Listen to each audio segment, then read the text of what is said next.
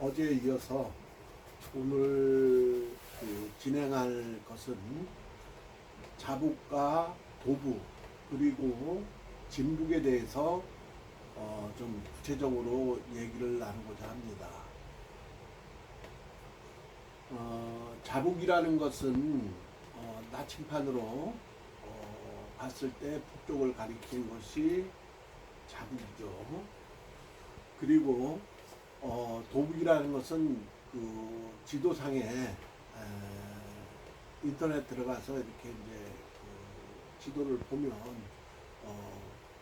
해당되는 북쪽을 도북이라고 합니다.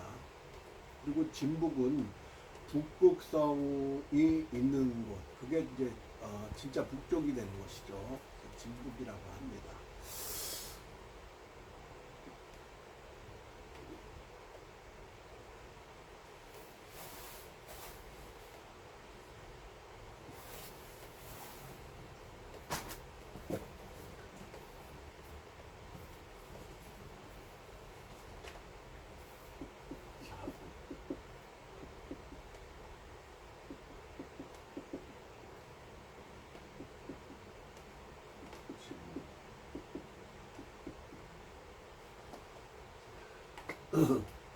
자국, 그러니까 나침반으로 보는 북쪽에서 북극성이 있는 진부까지가 7도의 차이가 있어요. 7도. 7도의 차이가 있습니다. 그래서 나침반을 보고 북쪽에서 7도를 우측으로 기울이면 서울에서, 그러니까 서울을 중심으로 하는 얘기입니다. 예를 들어서 부산에서 진북을 찾는다 그랬을 때 6도를 나침판이 가리키는 곳에서 6도를 진행하면 되는 거죠. 우측으로 가면은 진북이 되는 것이고요. 뭐 일본 같은 경우는 거의 그 진북 방향도 있을 것이고 뭐 좀 차이가 좀 있겠죠. 자북에서 도북까지가 4도의 차이가 있고요. 그 다음에 도북에서 진북까지가 3도의 차이가 있어요. 그래서 이 도북으로 인터넷상에 그 지도로 봤을 때 진북을 찾으려면 3도를 기울여서 봐야 진북의 방향이 나옵니다. 그러면 진북이라는 거는 예를 들어서 12방위를 나눠서 얘기할 때 자가 해당이 되는 거죠. 자. 그 다음에 추, 인, 묘, 진, 사, 오, 이, 신, 유, 술, 배, 이렇게 다 되는 거죠. 자축인묘, 진사오미, 신유술에 이렇게 되는 겁니다. 그래서 12방위를 나누어서 그 방위에 해당되는 곳에서 사람이 온다고 한다면, 그러니까 가령 예를 들어서 이제 상담을 하게 됐는데 무슨 동에서 왔습니까? 그러고서는 질문을 하게 되는 것이죠. 그래서 무슨 동에서 왔습니다. 그러면은 바로 그 어느 방향에서 왔는가를 도출해서 그걸로 사가를 세우게 되는 것이죠. 즉 천지 인신 사반에 해당되는 그 여러 가지 내용들을 보고 얘기를 하게 되는 것이죠. 경상 보면은 경험칙적으로 볼 때 확률이 굉장히 높습니다. 그 사람 현재 어떤 일이 생겨 있고 왜 여기를 왔는지 그런 것들을 상세하게 얘기해 줄 수가 있어요. 그렇게 해서 거기 상담을 하기가 편해집니다. 반드시 중요한 것은 모든 점에 있어서, 즉 예측을 함에 있어서 가장 중요한 거는 자기 스스로가 항상 마음을 비우고 있어야 된다라는 거예요.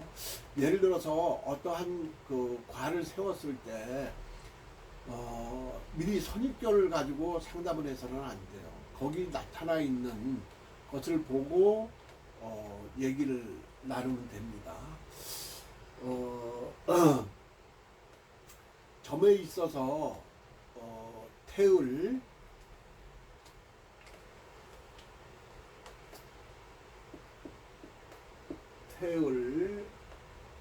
기문,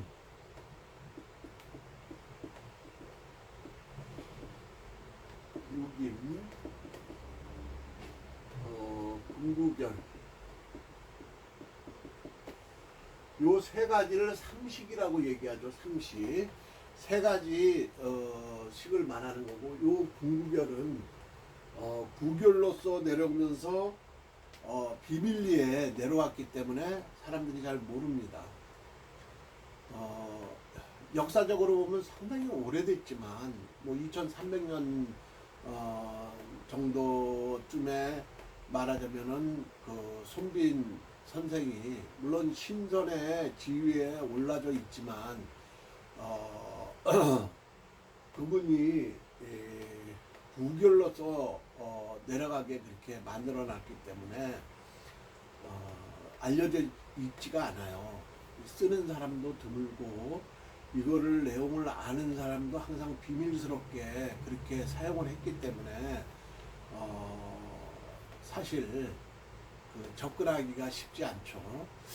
그리고 이 태을, 기문, 유김 이 삼식은 태을은 나라의 운을 볼 때 태을을 주로 사용하게 되고요.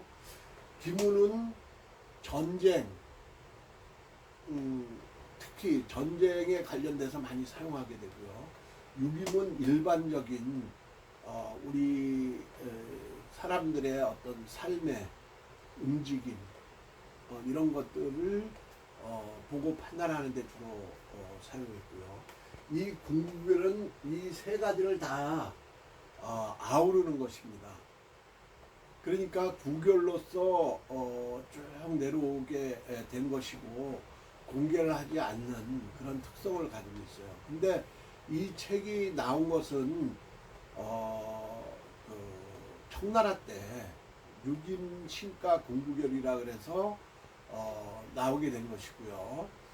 그리고 그 당시에는 유김이나 기문 쓰는 분들이 대세를 이루고 있었기 때문에 이 궁구결을 특히 유김을 사용하는 사람들이 궁구결을 어떻게 하든지 간에 편입을 시켜서 어떻게 해보려고 했는데 결국은 그렇게 그 엉터리를 만들어 놨어요. 그래서 이 궁구결은 별도로 사용해야 된다라는 것 분명하게 말씀드립니다. 그리고 우리나라에서 지금 기문둔갑을 사용하는 것은 일가 기문에 해당이 되고 주로 보니까 이제 사주를 응용해 가지고서는 대입을 시켜 가지고 사용하고 있는데 본래 이 기문둔갑을 사용하는 삶에 있어서 시가기문을 씁니다. 아주 역사적으로 오래됐어요. 그 연파 조수가를 쓴 강태공, 그러니까 상당히 오래된 인물이죠. 그분이 그 수와 법을 많이 사용을 했고요. 수라는 것은 점이죠. 예측하는 것. 그 다음에 법이라는 것은 거기에서 이미 과거, 현재, 미래가 나타나 있지만 그 미래를 바꿀 수 있는 그런 법칙 그걸 말하는 겁니다. 근데 이미 점에서 미래가 이렇게 예고되어 있는데 그게 어떻게 바뀌느냐 라고 생각하는 분들이 많이 있을 수 있습니다. 그러나 바꿔집니다. 내 경험칙상 보면 바꿔진다라는 것을 많이 확인했고 너무 놀랄 수밖에 없었던 그 일화들이 굉장히 많아요. 근데 그런 것들은 이제 각설하고 궁극결에 대해서 계속 진행해 나가도록 하겠습니다.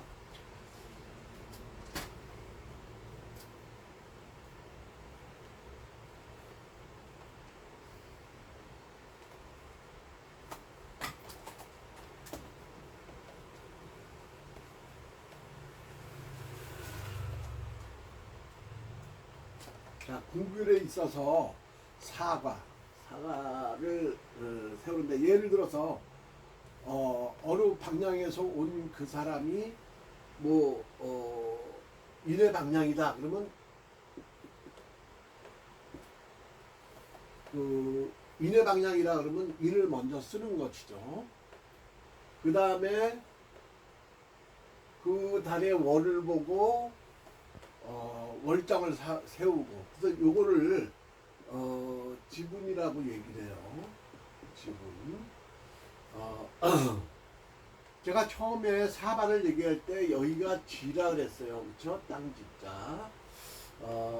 그리고 이 월장을 세우는 공식을 금방 익혀서 여기 월장을 세우게 되는 겁니다.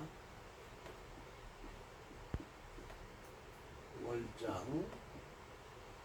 여기는 인에 해당된다고 그랬어요. 그 다음에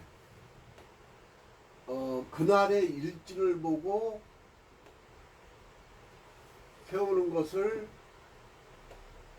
귀신이다, 귀할기자, 귀신이다 이렇게 얘기하게 됩니다. 요거는 신.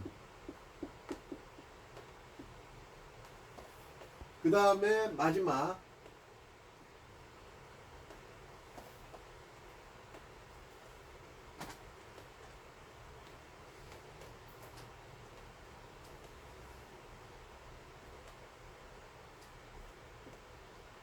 여기를 인원이라고 얘기를 해요. 인원. 여기가 하늘이죠. 참 짜증이 나기 써졌네. 요거를 사과라고 얘기한다라는 거. 사과.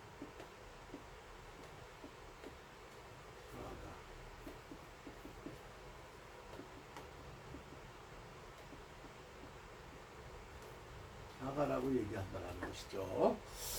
그래서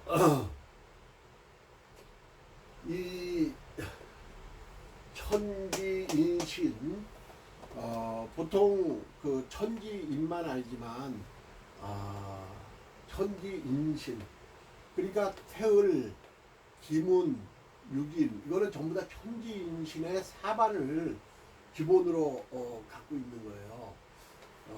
그래서 그 신이라는 게 굉장히 중요하게 점에서는 작용한다라는 거, 그걸 반드시 인식하셔야 됩니다. 그래서 손빈 선생 같은 경우에는 그 영통을 해야지만 제대로 써먹을 수 있다 그런 이유가 바로 그 법을 사용하게 되기 때문입니다. 법이라는 것은 자기 스스로를 신이 되기 위해서 무슨 하는 게 아니고 신의 힘, 신한테 기원해서 그 힘을 바꾸는 것이죠. 무당처럼 신이 이렇게 들어온다든지 그런 건 아니에요. 이 기본적인 이 사가를 잘 이해하고 응용하고 그 다음에 수와 식을 익히고 이러면은 신들이 응하게 됩니다.